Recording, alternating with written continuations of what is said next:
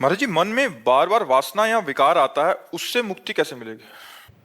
जब तक भगवान का चिंतन नहीं होता तब तक मन मलिन होता है, और मलिन मन में वासना होती है।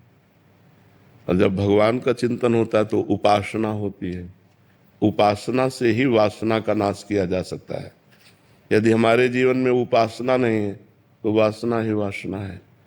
अगर हम वासनाओं में उतरते हैं तो और खतरा है, उसकी कभी पूर्ति नहीं होती।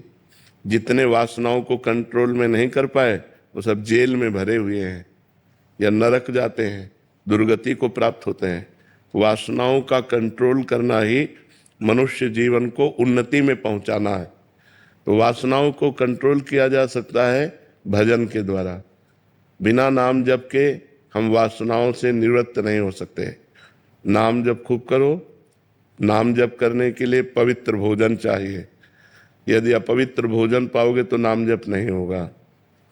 मांस बनने वाले होटलों में भोजन पाओगे, गंदे तरीके से बने हुए पदार्थों को पाओगे तो तुम्हारा स्वास्थ्य ठीक नहीं रहेगा, तुम्हारा चिंतन ठीक नहीं रहेगा। जिसका स्वास्थ्य ठीक है, जिसका चिंतन ठीक है, वो अपने विचारों को भी ठीक कर लेगा, और जिसके विचार ठीक हैं उसका चरित्र ठीक है।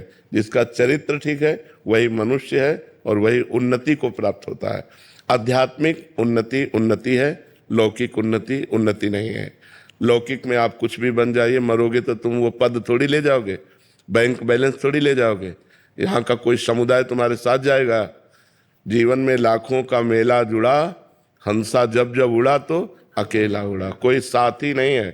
तुम्हारे आचरण, तुम्हारा पाप पुण्य, तुम्हारा भजन, यही तुम्हारे साथ जाएगा। इसलिए उपासना करो, नाम जप करो, मोबाइल से गंदी बातें मत देखो, अच्छे आचरण करो तो अच्छे आदमी बन जाओगे, भगवान की कृपा हो जाएगी। अजय जी, गुजरात। राधा वल्लभ श्री हरिवंश। राधे राधे महाराज जी। महाराज जी, क्या आनंद की अनुभूति ही ईश्वर